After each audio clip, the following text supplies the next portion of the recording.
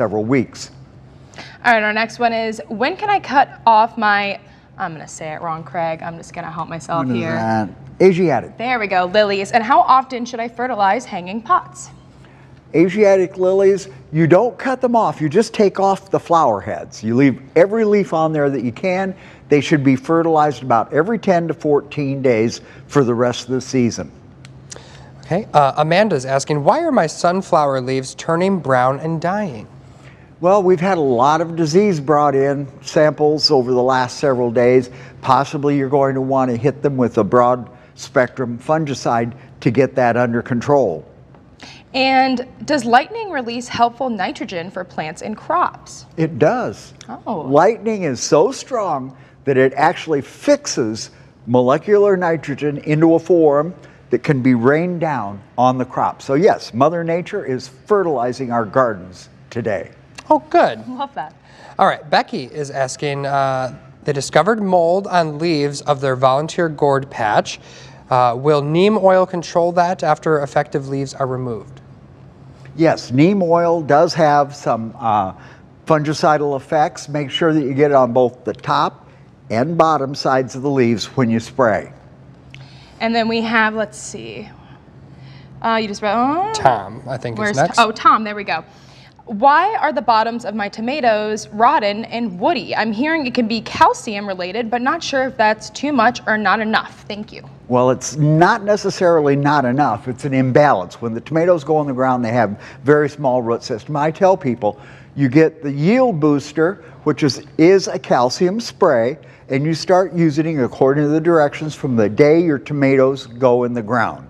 Usually by the time you pick your first tomato, the plant has enough roots that it can go ahead and get its calcium out of the ground. If you're growing in containers, you spray them right up until the end of the season. Yield booster is what you need.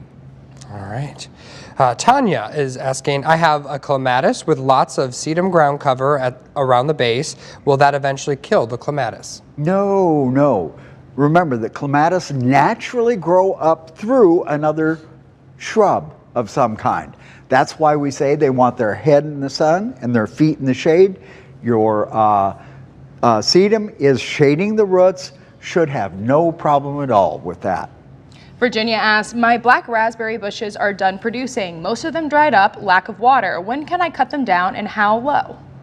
Well, you won't cut until next spring, and you take out the canes that had fruit on them this year. Make sure that you stay on top of that watering. A lot of people, these early crops that we pick, don't ignore those plants, especially with asparagus also. Invest some water in August and September. That builds next year's crop. All right, good tip there. Amanda asking, she has 4 jalapeno plants. She's losing leaves on one of them. Any idea why? Well, you can never tell. If they're in containers, I can almost guarantee you can't water them all on the same day. If they're in the ground, the soil conditions can change in just a very few feet. So stay on top of the watering of those plants individually. They're like kids. They all have their own personality, and they all need personal attention. Garden advice and parenting advice. We love it, Craig. And we have Sue asked, I have peaches on my tree. How long before I can pick them? What's that? I have peaches on my tree. How long before I pick? Peaches, you know, in the store, of course, you buy your peaches just rock hard. They have to be picked that way so they can ship them into the market. At home, when you can just barely feel that fruit give when you touch it. You not squeeze, but just barely touch it.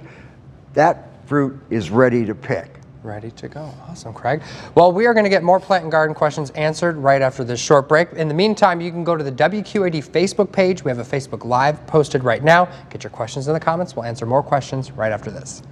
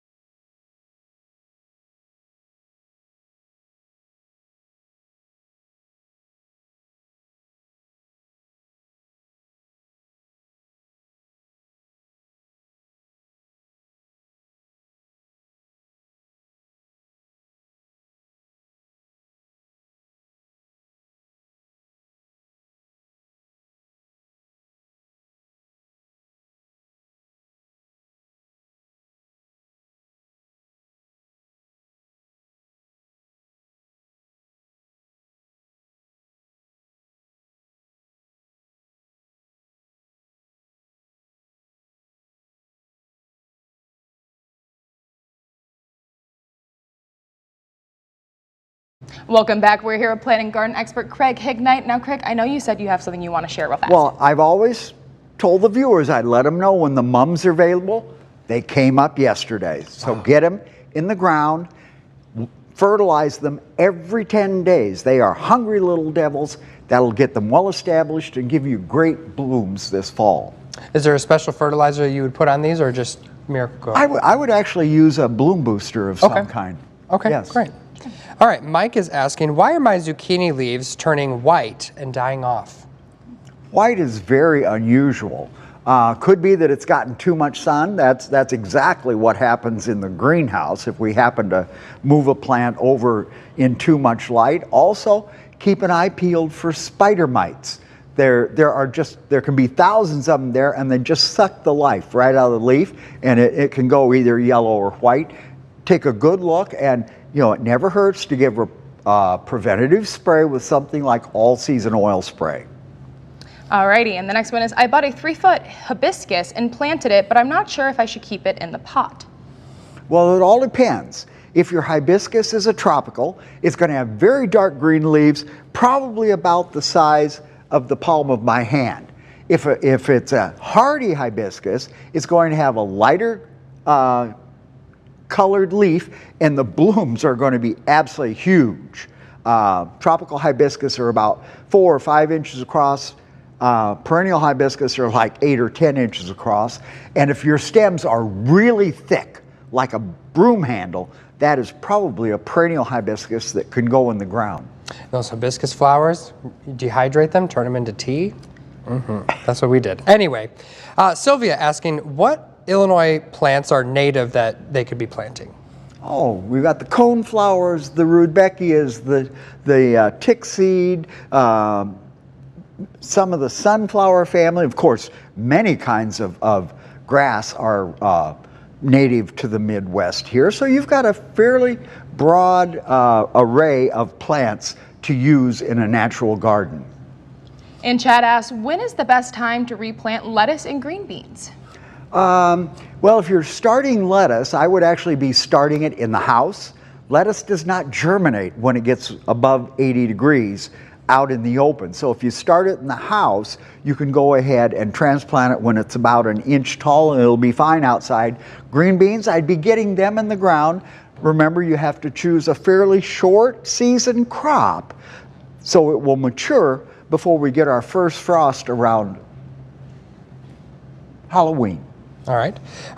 Brace yourselves. This is a long one. Vicky's saying, I have a container. She's a container gardener. Peppers appear to be fighting for space. I have one plant with 6 peppers on it, all in the center of the plant, and it's like they are stunted in their growth as they are all inside the plant and not growing outside the plant. What can she do? Okay, sounds like you got some early fruit set on this plant, and of course the plant has grown out over it. Make sure that you're staying on top of your watering, not soggy wet all the time, but don't let it go into a wilt between waterings. And make sure that it's getting some fertilizer. In a container like that, every time you water, you're flushing some fertilizer out the bottom of the pot, so you have to continuously replace it. So use a liquid fertilizer and use it according to the directions on the label. Larry asked, how do I deadhead my bee balm? Bee balm. Oh, that's an easy one. When bee balm finally, it looks like a big mop head of hair when the bee balm is in bloom. Once it's faded to the point you don't like looking at it anymore, just pinch that flower head off, and quite often it will force new growth up from the bottom that will give you color later in the season. And final question, Robert, should I be cutting back my iris or digging them up to move later? Well, if you're going to dig and replant iris, do it now. And yes, the only reason to cut back iris in the summer is if you are digging, dividing, and replanting. And I would try and get it done. We started back around the 4th of July. I would like to get it done before the end of July. All right, Craig, thank you so much for joining us once again. And you can join us each and every Wednesday through the News 8 app, through the Facebook Live, that is, Yes. where you can get your plant and garden questions answered, and you can be a part of that conversation. We'll be right back.